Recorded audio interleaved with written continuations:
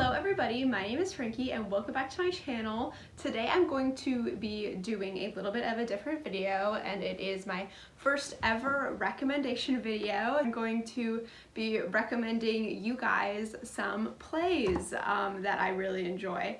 You know, I talked about it in my first video, but I find that not a lot of people on BookTube read a lot of plays, but I do read a lot of plays. I actually love plays. I love theater, so the intersection of theater and reading comes with reading plays. But like I said, a lot of people on BookTube I've noticed don't really, so I wanted to make this video in case anybody on BookTube like me is interested in reading plays and maybe they don't really know where to start, or they don't really have any good recommendations. I wanted to make this so that I could put these recommendations out into the world and tell you guys also a little bit about some of my favorite plays. So I've kind of split this video into two different recommendation lists.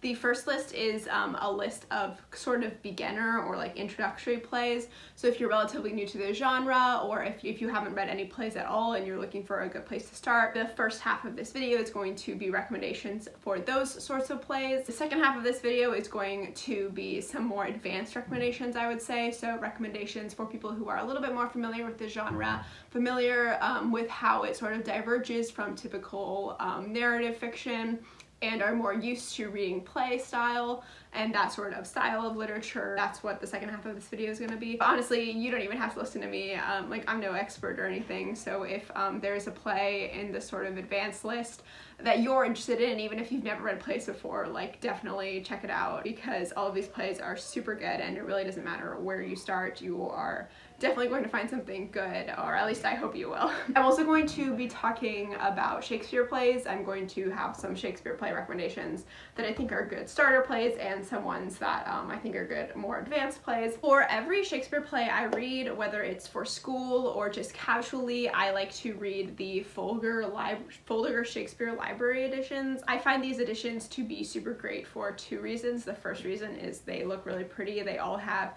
different color covers and different color spines, so you can put them, stack them on your shelf and they look like a rainbow, and it's really cool. Normally I have my little like Folger Shakespeare Library rainbow up there, but I took it all down because all of the plays are right in front of me right now.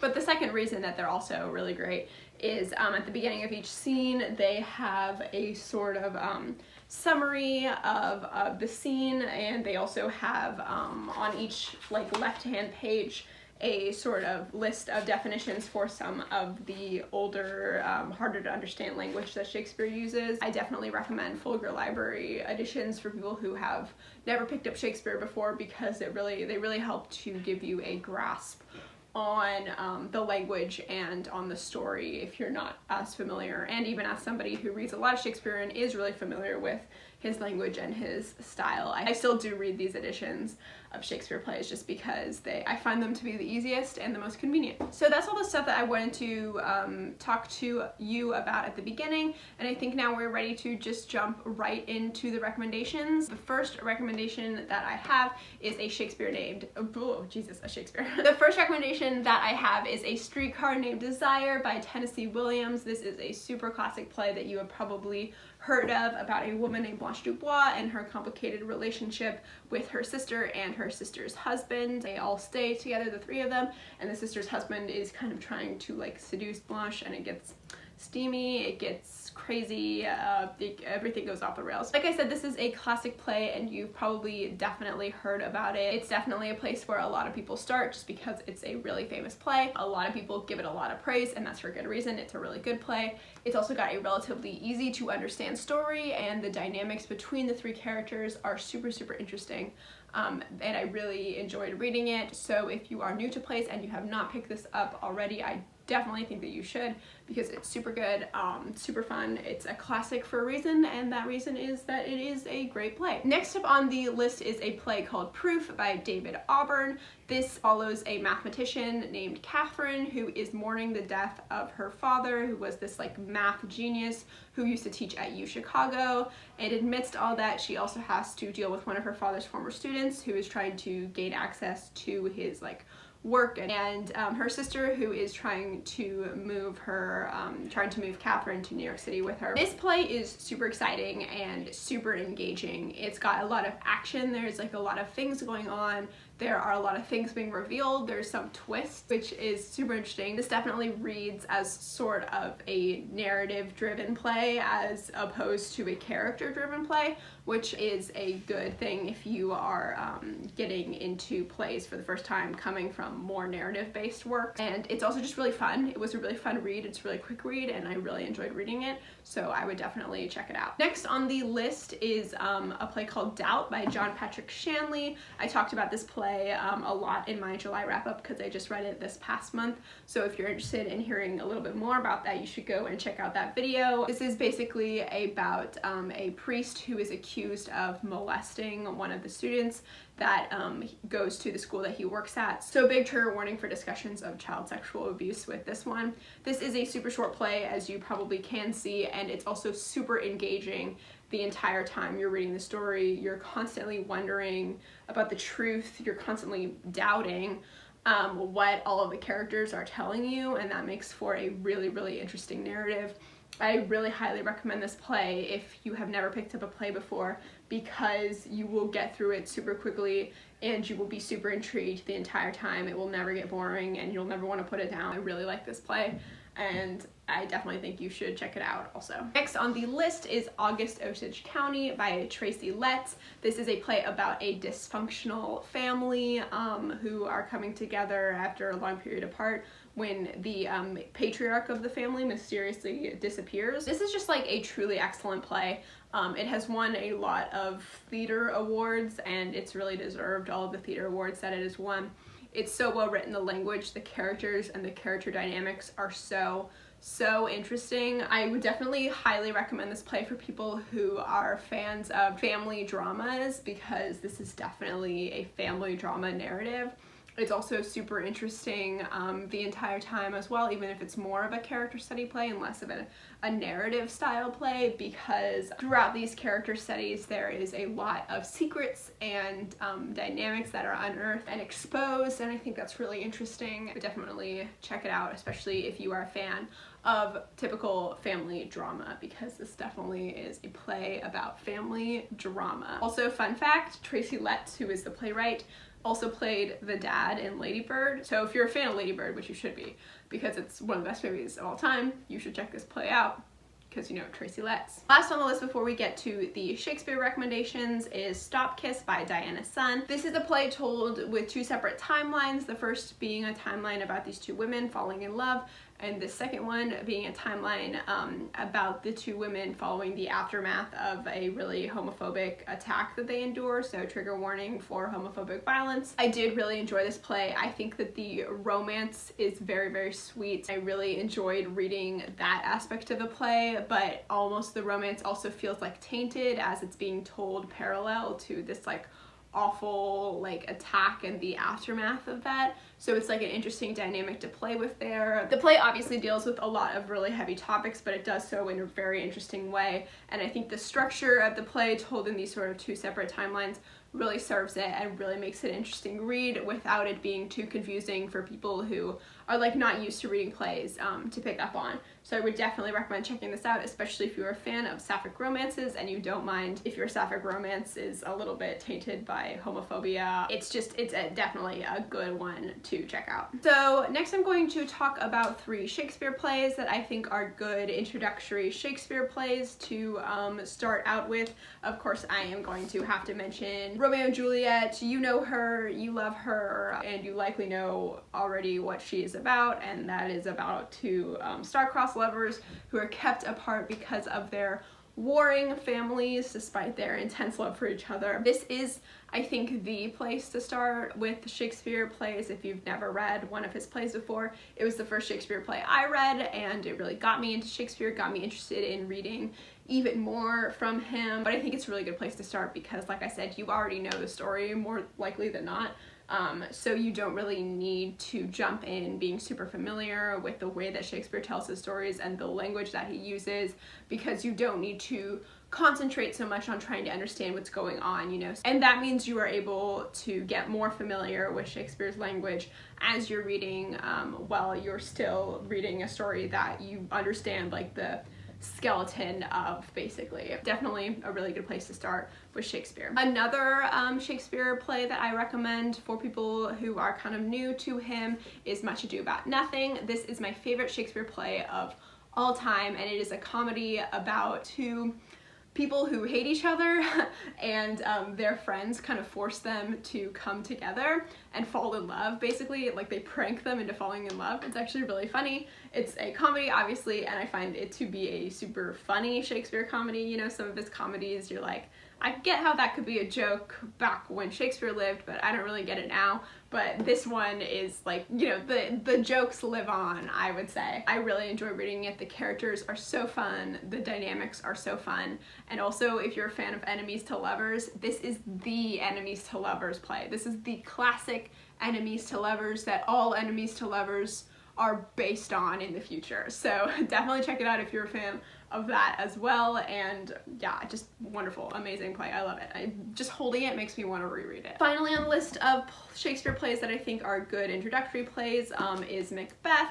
This is a tragedy about a king and his rise to power as he also descends into madness, basically. I really, really enjoyed this play. It was the second ever Shakespeare play that I read, and I think it was another good sort of introduction to Shakespeare, mostly because the story is relatively easy to understand. It's not super, super complicated, and so you can spend more time focusing on the language. Also just an intriguing story.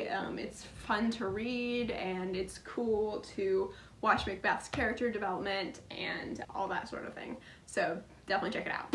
Okay, so now we're on to the second half of the video, which are going to be play recommendations. So these are recommendations for people that are maybe a little bit more familiar with the genre. Again, you don't have to listen to me at all. If any of these plays seem really interesting to you, even if you've never picked up a play before, I definitely recommend checking them out because they're all super, super good. First up on the list is Angels in America by Tony Kushner. This is my favorite play of all time, and it is one of my favorite books of all time too. This is basically about a bunch of people living in New York City who are going through the AIDS crisis in 1985. This mainly follows two couples as they deal with how AIDS is specifically impacting their lives. They deal with a lot of issues specific to America and also a bunch of questions about identity. This play is just like truly incredible. It reads like a novel because it is super, super long, super dense. If you go and see it actually like in theaters, it takes 7.5 hours to get through, which like, woo, that's a long play. It also has a lot of metaphor, a lot of imagery, and a lot of the things that happen in the play, the first time you read it, don't really make any sense at all. And for that reason, I put it in the advanced play readers list just because it can be a little bit of a confusing play, especially if you are not used to reading plays. But all of that aside, it's just such a good story. The characters are so, so wonderful. Some of my favorite characters in all of theatrical canon are in this play. The way that they interact with each other, their dynamics are so real and they're so raw. And this entire play is just raw and real, and I just love it so, so much. If you're not interested in picking up the play, I would still highly, highly, highly recommend that you check out the Angels in America HBO miniseries. It's like 6 episodes long.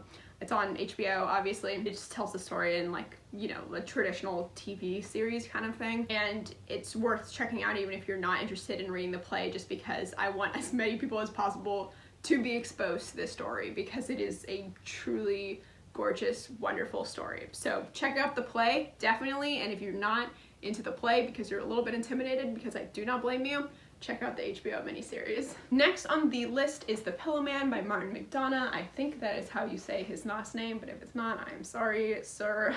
This is about a man who is living in a totalitarian state, and he is basically taken in for interrogation by the police when a series of child murders occur, and the child murders really closely reflect a series of short stories that the man has written, so they obviously suspect him of doing these murders. This has serious trigger warnings for graphic descriptions of child murder, and it's really gruesome. Yeah, this is a super grisly but also super interesting play. Like I said, it's kind of an interrogation, and during that interrogation there's a lot going on. There's a lot of twists and turns, and a lot of stuff happens, even though it only takes place really in like 2 locations. It's still super intriguing, really interesting, really engaging. I would really highly recommend this play if you are a fan of thrillers, because it is essentially a thriller just in a play format instead of in a book format. And so if you know yourself to be a fan of that kind of gruesome and grisly sort of storytelling, I would definitely check this play out, because it has all of that. It's just really wonderful, really well done, really complicated in a really intriguing and interesting way. Last on the list before we get into more Shakespeare recs is No Exit by Jean-Paul Sartre. This is another classic play about 3 people who go to hell, where they then discover that hell is actually just a small room with no doors and windows that the 3 of them have to sit in together for all eternity. This is a super philosophical play. It's written by Jean-Paul Sartre, who is a philosopher. This play is relatively easy to understand the plot of, but it's also got a lot of imagery and metaphor, and all of that is kind of buried in a lot of this philosophy, which is why I put it in the advanced pile, because it is a little bit more of an advanced read if you're really trying to understand the deeper themes and to analyze the text and the language. So, you know, it's a good read outside of that, but I think if you want to go even deeper, you definitely have to put in the time and the effort to do so. And when you do, it just becomes a really excellent play. I love this play so much. I love all of so many iconic lines. The "hell is other people" line comes from this play. Incredible, and I love it. Definitely check it out if you are interested in that sort of thing and philosophy is something exciting and interesting to you. Okay, on to the Shakespeare. The first advanced Shakespeare play that I have for you is King Lear. This is a super thick, super long tragedy about a king who is sort of faded and decrepit, and he's dying, and he has all these family members that he has to deal with now that he is dying. This is definitely an advanced Shakespeare book. You know, I don't read any of the histories that Shakespeare writes, just because I'm not super interested in that kind of thing.